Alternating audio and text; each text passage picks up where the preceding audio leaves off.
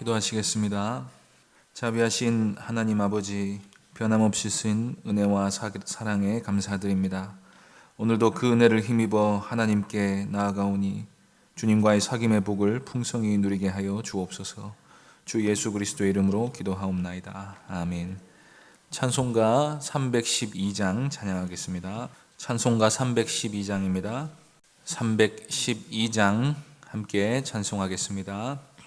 너 하나님께 이끌리어 일평생 주만 바라면 너 어려울 때 힘 주시고 언제나 지켜주시리.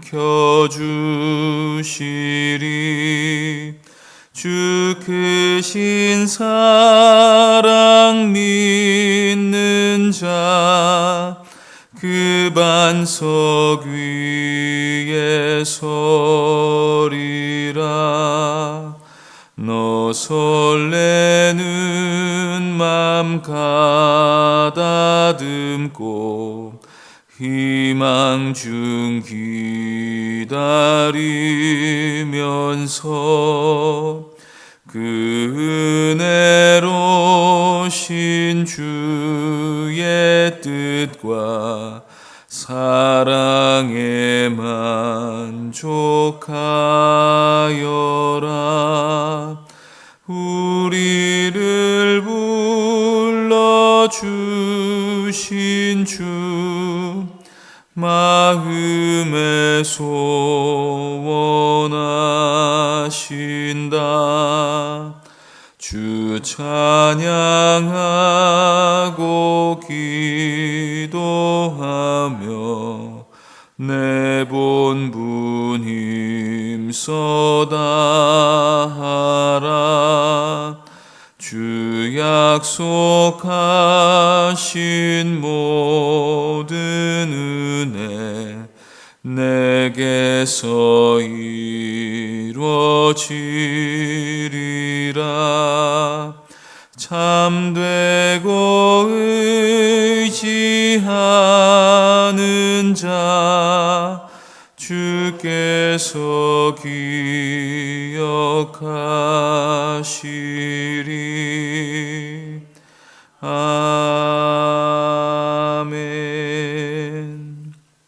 하나님 말씀은 요한 1서 1장 5절부터 10절까지 말씀입니다. 신약성경 388쪽입니다. 요한 1서 1장 5절부터 10절까지 말씀입니다. 요한 1서 1장 5절부터 10절까지 한 절씩 교독하겠습니다. 우리가 그에게서 듣고 너희에게 전하는 소식은 이것이니 곧 하나님은 빛이시라. 그에게는 어둠이 조금도 없으시다는 것이니라.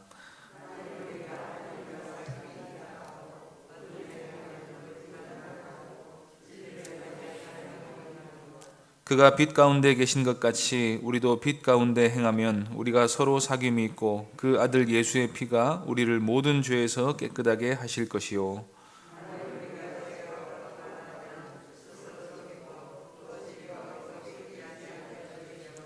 만일 우리가 우리 죄를 자백하면 그는 미쁘시고 의로우사 우리 죄를 사하시며 우리를 모든 불의에서 깨끗하게 하실 것이요. 만일 우리가 범죄하지 아니하였다 하면 하나님을 거짓말하는 이로 만드는 것이니 또한 그의 말씀이 우리 속에 있지 아니하니라. 아멘. 이 시간 하나님은 빛이시라 라는 제목으로 말씀 전하겠습니다. 복음은 하나님과의 관계를 회복시켜 줍니다. 예수님께서는 우리를 하나님 앞으로 인도하시기 위해 화목제물이 되셨습니다. 제물이 되셨다는 말은 우리의 죄를 대신해 죽으셨다는 말이고, 화목제물이 되셨다는 말은 예수님께서 우리의 죄를 대속하신 결과로 우리가 하나님과 화목하게 되었다는 뜻입니다. 죄로 인해 우리는 하나님과의 관계가 끊어져서 사망의 고통을 겪게 되었는데 예수님께서 그 모든 문제를 해결해 주신 것입니다. 우리는 예수님을 믿기만 하면 예수님께서 우리를 위해 행하신 일을 거저 받을 수 있게 됩니다. 우리의 모든 죄는 예수님께 전가가 되고 예수님이 얻으신 의는 우리에게 전가가 됩니다. 우리는 예수님께서 얻으신 의를 힘입어 하나님께 가까이 나갈 수 있게 되었습니다. 그러면 우리가 하나님께 가까이 갈 수 있게 되었다는 것이 어떤 의미가 있습니까? 이것은 창조의 목적과 구속의 목적을 이루신 것입니다. 하나님께서는 사람을 교제의 대상으로 창조하셨고 깨어진 관계를 회복하셔서 다시 교제하시기 위하여 구속하셨습니다. 여기서 교제란 사랑의 교제를 말합니다. 하나님의 사랑 안에 들어가 하나님과 더불어 사귀는 것을 말합니다. 그 하나님의 사랑이 우리 안에 온전히 이루어지면 그 속에서 충만한 기쁨이 발생하게 됩니다. 우리는 하나님께 사랑받고 또 하나님을 사랑함으로써 기쁨이 충만해지도록 지음받은 존재입니다. 그러니 하나님께 가까이 나아가지 못한 상태는 그 자체로 저주받은 것입니다.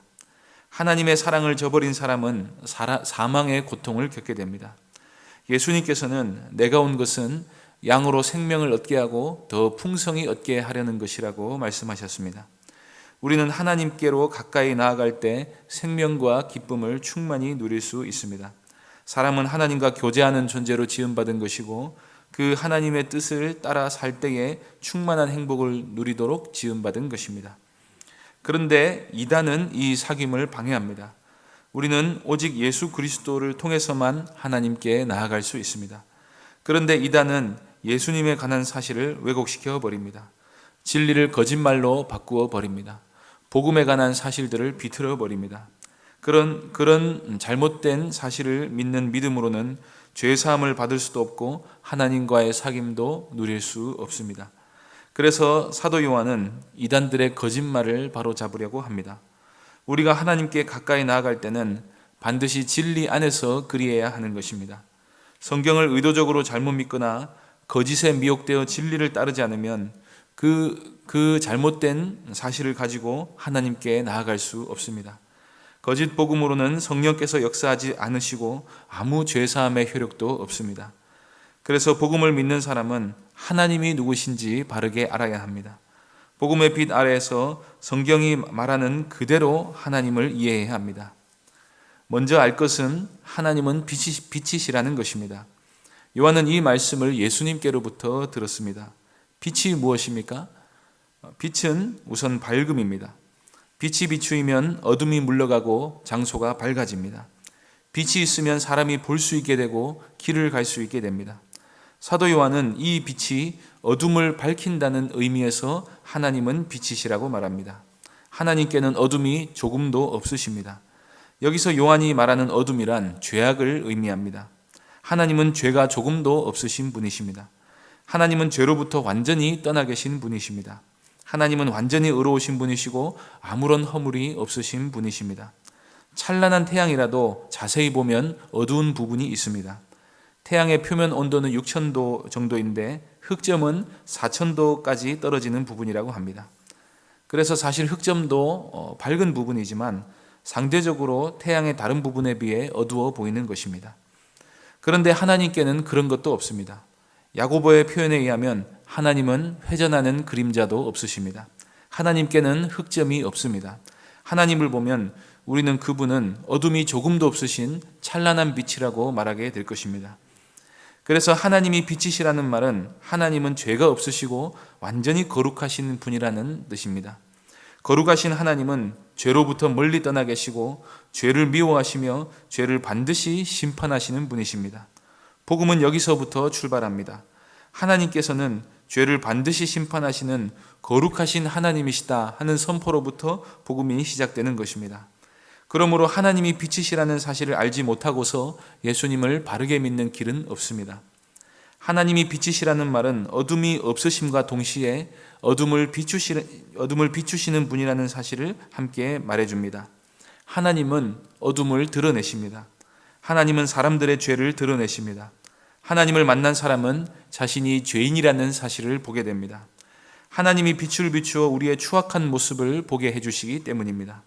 그러면 사람은 두 가지 반응을 보이게 됩니다. 빛을 비추시는 하나님을 피해서 더 깊은 어둠 속으로 숨어버리든지 아니면 회개하여 빛 대신 하나님께 가까이 나아가든지 둘 중 하나인 것입니다. 그래서 예수님이 오셔서 말씀으로 사람들의 죄를 드러내셨을 때 사람들은 회개하거나 회개하지 않거나 둘 중에 하나의 반응을 보였습니다. 오늘날에도 마찬가지입니다. 하나님의 말씀은 사람들의 죄악됨을 드러냅니다. 말씀으로 빛을 비추시는 것입니다.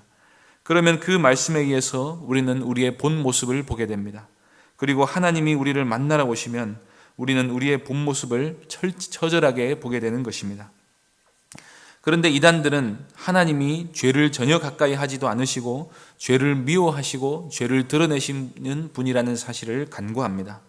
그래서 이단들은 거짓말을 늘어놓습니다. 이들은 교회 안에 들어와 있지만 참된 신자들이 아닙니다. 하나님의 자녀들이 아닙니다.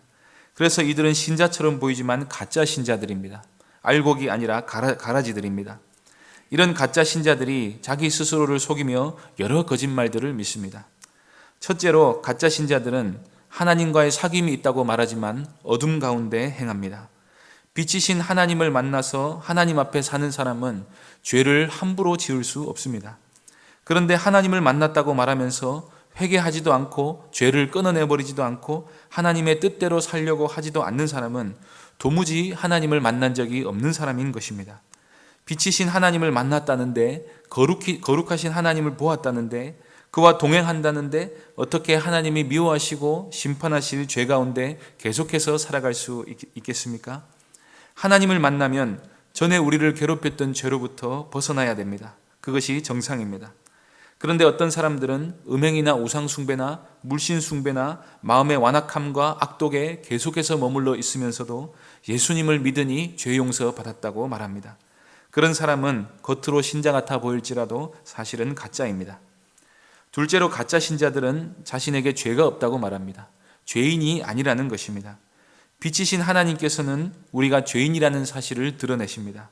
그것도 아주 머리부터 발끝까지 완전히 썩어 시체 냄새가 나는 죄인이라는 사실을 보여주십니다. 그런데 어떤 사람들은 원죄를 인정하지 않습니다. 혹은 원죄를 인정하더라도 예수 믿으면 의인이지 무슨 죄인이냐 하는 논리를 펼칩니다. 그 말은 맞는 말이지만 예수님 때문에 우리가 의롭다함을 받는 것이지 그렇다고 실제로 우리가 죄인이 아니라는 말은 아닙니다. 구원받았다 할지라도 우리 안에는 여전히 죄성이 있습니다. 우리가 의인인 이유는 예수님 때문이지 우리 때문이 아닙니다. 어떤 사람은 죄를 그저 질병으로 분류하거나 나약함으로 여기기도 합니다. 본성이 악하다고 말하지 않고 나약하다고 말해버립니다. 아주 죄인이라는 말 자체를 싫어합니다. 그러나 빛 대신 하나님을 만난 사람은 자신을 혐오하기까지 스스로가 죄인이라는 사실을 알게 됩니다.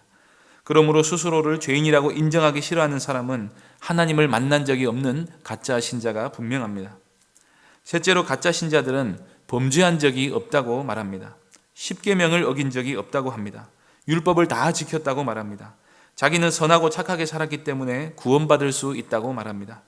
이것은 하나님이 얼마나 거룩하신 분인지를 모르는 것입니다. 율법의 수준이 얼마나 높은지 이해하지 못하고 우리를 범죄하였다고 죄를 지적하시는 하나님을 거짓말하는 분으로 만드는 것입니다. 그런 사람은 빛이신 하나님을 만난 적이 없는 가짜 신자입니다. 그러면 진짜 신자는 어떻게 합니까? 첫째로 빛이신 하나님을 만난 신자는 하나님이 빛이신 것처럼 자신도 빛 가운데 행합니다. 거룩하게 살려고 애쓰고 죄를 짓지 않기 위해 애쓰고 계명을 따라 살아가기 위해 애씁니다. 그런 사람이 진짜 용서받은 사람이고 예수님의 피로 양심이 깨끗이 씻김을 받은 사람인 것입니다. 둘째로 진짜 신자는 죄를 자백합니다. 자신이 죄인이라는 사실을 인정하고 하나님께 용서를 구합니다. 그리고 자신이 무슨 죄를 지었는지 압니다. 구체적으로 압니다. 그래서 그것을 인정하고 하나님께 엎드립니다. 그리고 하나님의 신실하심을 믿고 모든 죄를 항상 용서하시는 하나님이신 줄로 믿고 용서를 구합니다. 그러면 죄에서 돌이키기를 원하는 마음으로 하나님을 만나기를 사모하는 마음으로 죄를 회개하는 사람을 하나님께서 항상 가까이 해주십니다. 그러므로 빛이신 하나님께서 어둠 가운데 있는 우리의 모습을 낱낱이 드러내실 때 자비로우신 하나님께 가까이 나아가시기 바랍니다. 내가 그렇게까지도 잘못하지 않았다며 스스로를 변명하거나 스스로 의롭다 생각하지 말아야 합니다. 그러면 구원을 받지 못합니다. 하나님과의 사귐을 경험하지 못합니다. 죄에서 깨끗하게 된 신자, 진리가 그 속에 있는 신자, 복음을 믿는 신자, 하나님을 정말로 만난 신자, 빛이신 하나님을 본 신자는 스스로의 죄인됨을 인정하고 하나님의 자비와 용서를 구하며 의로운 삶을 살려고 하는 사람입니다. 그러면 빛 가운데 계신 하나님과의 충만한 교제를 경험하게 됩니다. 그 충만한 교제 가운데 기쁨이 있습니다. 참 복음이 주는 이 놀라운 은혜 가운데 항상 거하시는 귀한 성도님들 되시기를 바랍니다. 기도하겠습니다. 하나님 아버지, 하나님께서 빛이심을 믿습니다. 그 빛으로 우리의 죄악을 드러내시고 또 우리의 영적인 모든 질병을 치료하시는 줄로 믿습니다. 예수 그리스도의 의를 힘입어 우리가 하나님께 가까이 나아갈 때에 우리 스스로의 죄인됨을 고백하게 하여 주시고 우리 하나님과의 사귐의 그 교제를 풍성히 누리며 살아갈 수 있도록 늘 인도하여 주시옵소서. 주 예수 그리스도의 이름으로 기도하옵나이다. 하늘에 계신 우리 아버지여, 이름이 거룩히 여김을 받으시오며 나라의 임하옵시며 뜻이 하늘에서 이룬 것 같이 땅에서도 이루어지이다. 오늘날 우리에게 일용할 양식을 주옵시고 우리가 우리에게 죄 지은 자를 사하여 준 것 같이 우리 죄를 사하여 주옵시고 우리를 시험에 들게 하지 마옵시고 다만 악에서 구하옵소서. 대개 나라와 권세와 영광이 아버지께 영원히 있사옵나이다. 아멘. 이 시간 말씀을 기억하며 기도해 주시고 예배당 이전과 중직자 선거를 위해 기도해 주시기 바랍니다. 교회 하나됨과 또 연약한 성도들을 위해 기도해 주시고 개인적으로 기도하시기 바랍니다.